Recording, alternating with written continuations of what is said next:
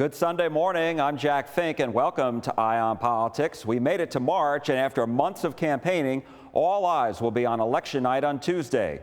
And the U.S. Senate seat this year is the big political prize. It's a Texas-sized prize, you might say, and Texas-sized advertising spending, too. Ad Impact Politics reports, taken all together in both primaries, spending and reservations on campaign ads have surpassed $122 million, a record for a Senate primary in the U.S. More than $95 million has been spent or reserved in the Republican primary alone, where 73% of that is supporting Senator John Cornyn. More than $27 million has been spent or reserved in the Democratic primary alone, and 80% of that is supporting James Tallarico. Cornyn, who wants a fifth term, is facing Attorney General Ken Paxton and Houston Congressman Wesley Hunt in the Republican primary. In the Democratic primary, Tallarico, the state representative, and Congresswoman Jasmine Crockett are vying for their party's nomination. We'll start with the Democrats. Tallarico campaigned in the Dallas area last Wednesday and Thursday, making 3 stops in Dallas County alone, Crockett's home turf. Crockett also received the endorsement from former Vice President Kamala Harris, who recorded phone calls urging Crockett's supporters to go vote on Election Day. The Congresswoman made various stops in North Texas, including one in Arlington on Tuesday, and then in Rockwall and various others on Friday. Both Crockett and Tallarico have embraced different messages. Tallarico wants to build a big tent uniting disaffected Republicans, independents, and Democrats. We can't help anybody unless we win political power. The only way to do that is to bring working people together across all these divisions, partisan divisions, racial divisions, cultural and religious divisions. We have to bring all these working people together if we hope to win this seat and take back power for those working people. Crockett is campaigning as a proven fighter who has taken on President Trump and Republicans in Washington, D.C. And right now in this moment, people know that they need a fighter in D.C.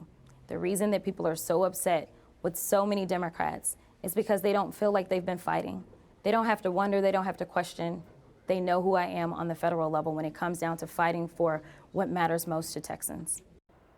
Various Texas Democrats who I trust told me this race is very close and could go down to the wire on election night, and it can go either way.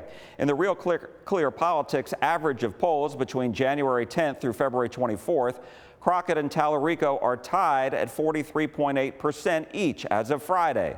But the latest poll by Chisholm Strategies and Blueprint, which was last week, after the highly publicized Stephen Colbert interview, gave Tallarico a 12 percentage point lead over Crockett. We went to SMU last week, where I spoke with political science professor Matthew Wilson, and I asked him about Crockett and Tallarico's contrasting styles and messaging. Well, the difference between the two of them is almost entirely stylistic. I can't point to a single major issue where I think Jasmine Crockett and James Tallarico would take materially different positions. So it's all about style and presentation. Crockett has a feistier, more combative style.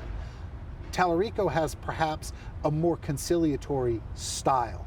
But that doesn't mean that they would take different stances on the policy questions that they'd have to vote on in Washington.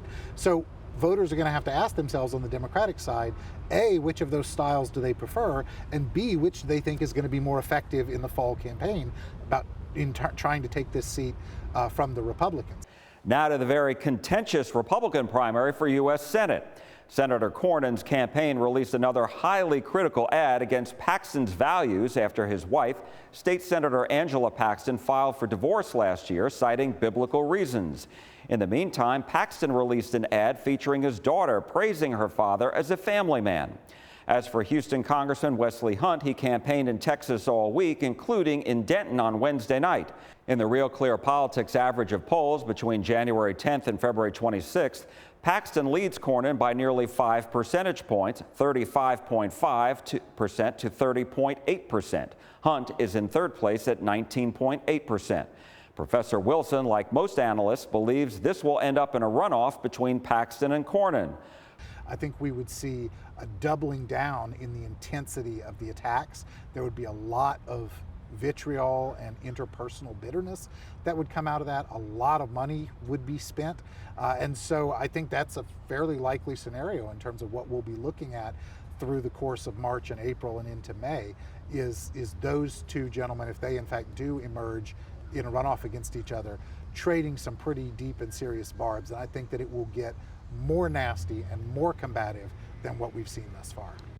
Early voting ended Friday, and the most up-to-date numbers we had for the show was through Thursday. More people have voted in the Democratic primary than the Republican primary statewide. VoteHub says nearly 1.2 million people voted in the Democratic primary through Thursday, and just over 1 million people voted in the Republican primary through Thursday. One interesting finding, according to Republican political consultant Derek Ryan, the number of people who have a history of voting in only the general election and no voting history at all favored Democrats over Republicans. Through Tuesday, the number who voted in the Democratic primary far outnumbered those who voted in the Republican primary through Tuesday. More than 236,000 for the Democrats and more than 91,000 for Republicans. Now to President Trump's visit to Texas. 3 days after delivering a raucous State of the Union speech, the president visited Corpus Christi. All three Republican candidates for U.S. Senate attended the event.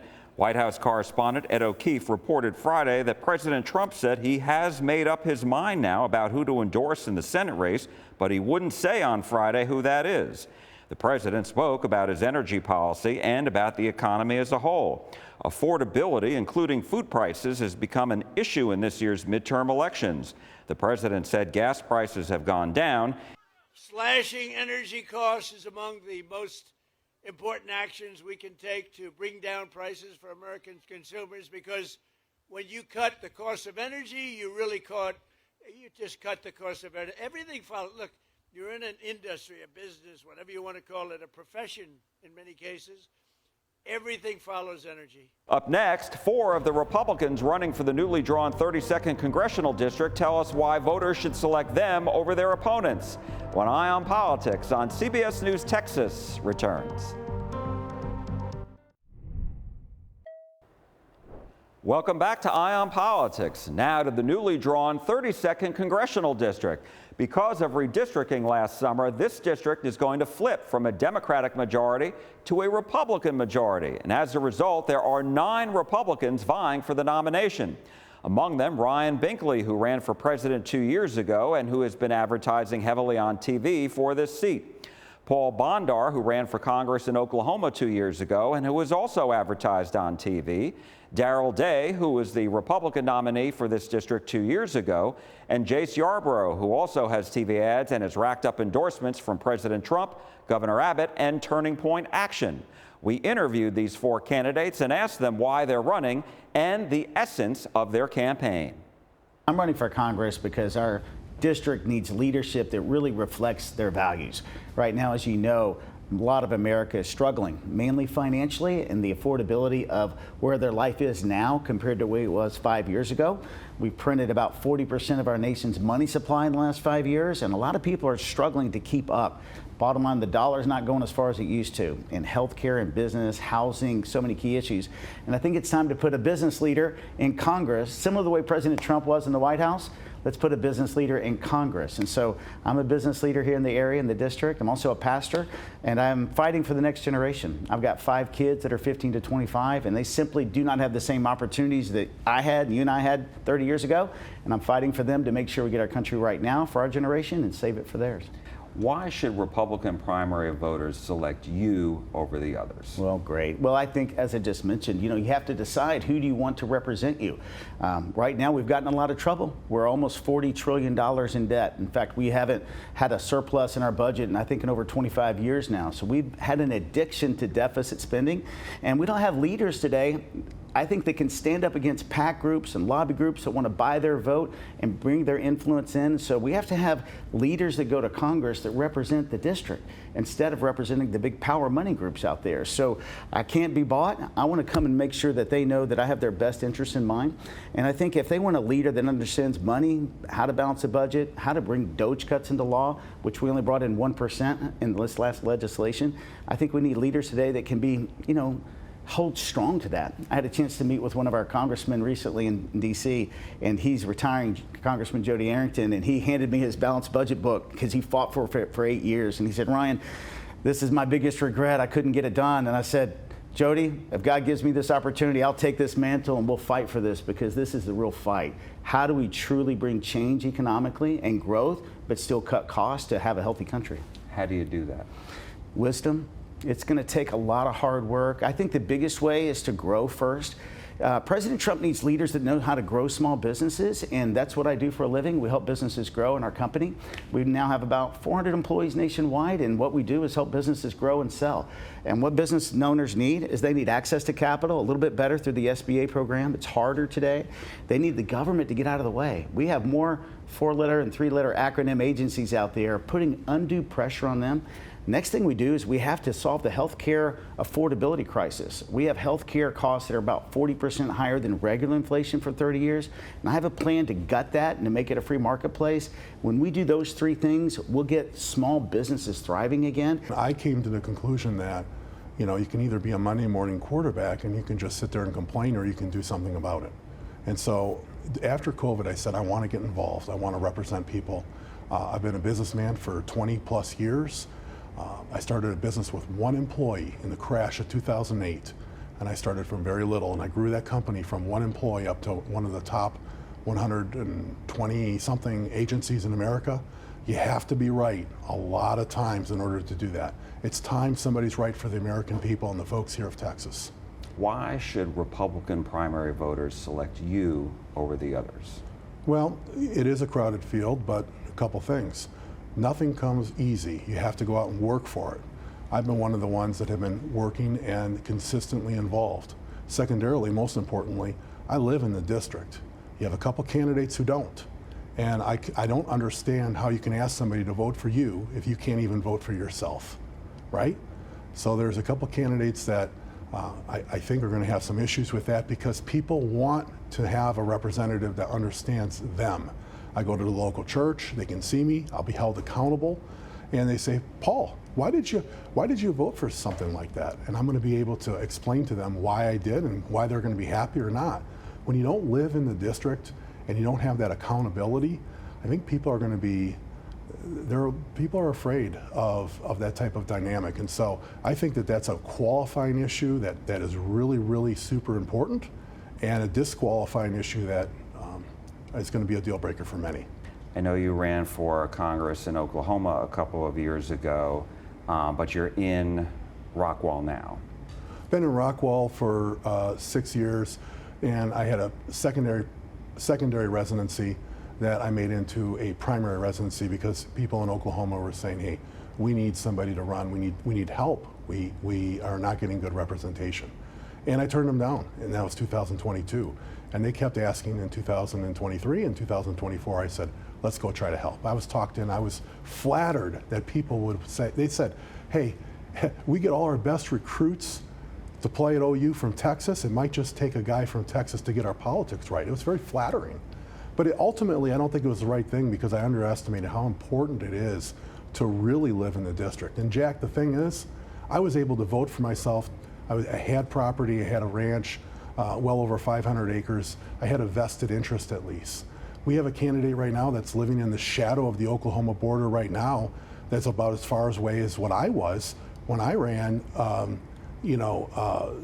initially and decided to change my residence to my primary residence, but hasn't done that and can't vote for himself. I'll tell you, it's right here. It's the U.S. Constitution. We have drifted away from the basic tenets that have made our country great.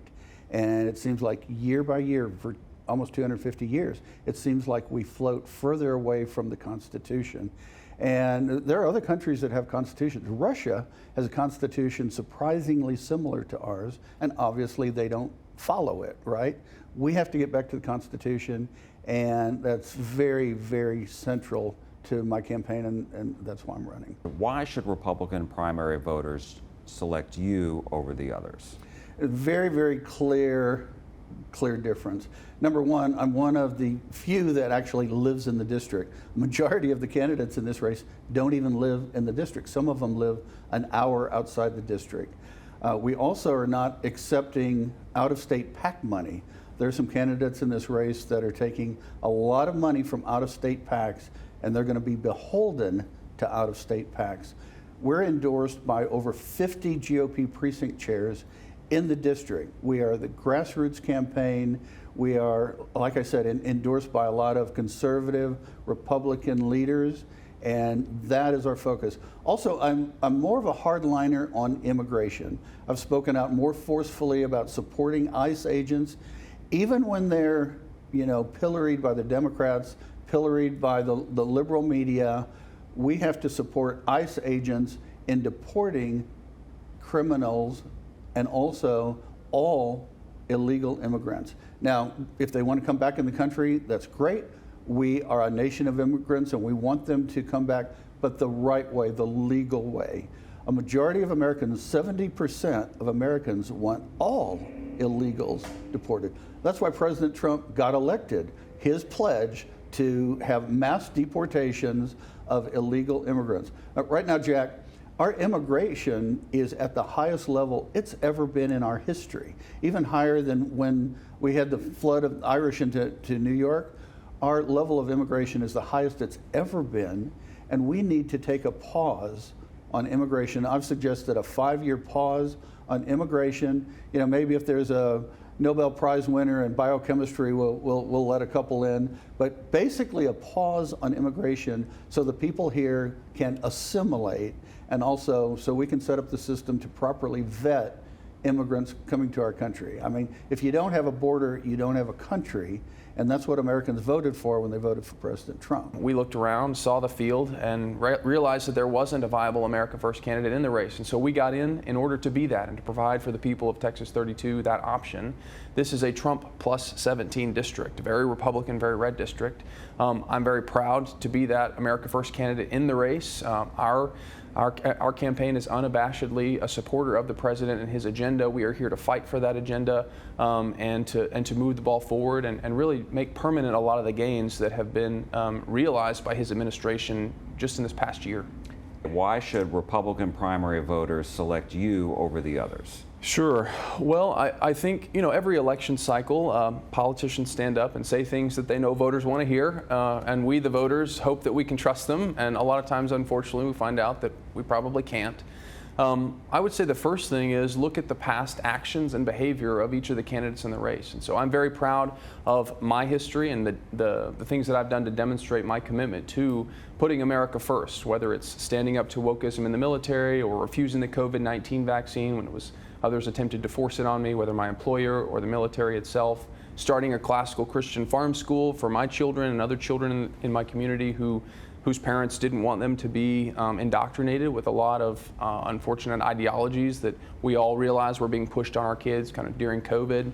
And so I think that's an important piece. And so, I'm very much open and authentic about my convictions. They're very consistent, and the president's agenda is very consistent with my past. But there's also, in addition to sort of policy conviction, there's also a disposition, I think, that's really important, and it sets apart those who are seeking to represent what I call kind of the new right, or others have called the new right, the America First right. And that is a disposition that says, look, Republicans for too long have simply played defense, and they think that's enough, right? Now, I'm grateful for many things about William Buckley, but he famously said, right, we stand athwart history yelling stop. And at the end of the day, a defensive strategy, as Napoleon said, ultimately leads to defeat. We are experiencing a kind of slow motion cultural or civilizational suicide. We are being defeated, and Republicans too often offer what the left wants just at a slightly slower pace. Our approach, whether as demonstrated through the kind of work that I do on the legal side, for example, bringing lawsuits against the left, is to say it's time for Republicans to go on offense, to take ground, to have a positive vision of where we want to go, and to fight for that, and not simply refrain from using power because we're afraid the left is going to do that to us, or because we somehow want to impress moderates with our self-control. Right? Those days are over. We have an objective, we have a country to go save, and we need to go save it. And to do that, we have to go on offense. The other candidates in the Republican primary are Amy Carrasco, Gordon Heslop, Monty Montanez, James Ussery, and Apteen Vaziri. With 9 candidates in the Republican primary, it's expected this race will end up in a runoff on May 26th. We'll be back with an important note about our Election Day coverage when Eye on Politics on CBS News Texas returns. Tuesday night is going to be one of the most exciting election nights in years, and CBS News Texas has you covered. Join us at 7 p.m. as we bring you live election night coverage, and we'll be with you all evening long until midnight. Our team of reporters will be spread out across the state covering the big races, and I'll be here at the CBS News Texas studio tracking and analyzing the numbers as they come in. So watch us anytime on the CBS Texas stream by downloading the CBS News app and tap on the Texas section. And of course, watch us on CBS News Texas at 10 o'clock on Channel 11. And don't forget, you can watch all our full interviews from today's show on our CBS Texas YouTube page. And while you're there, hit the subscribe button. And that's all for Eye on Politics this week. I'm Jack Fink. I am listening, and we are listening to you at CBS News Texas. Thanks for watching. I'll see you again next week. And from all of us here, have a great Sunday.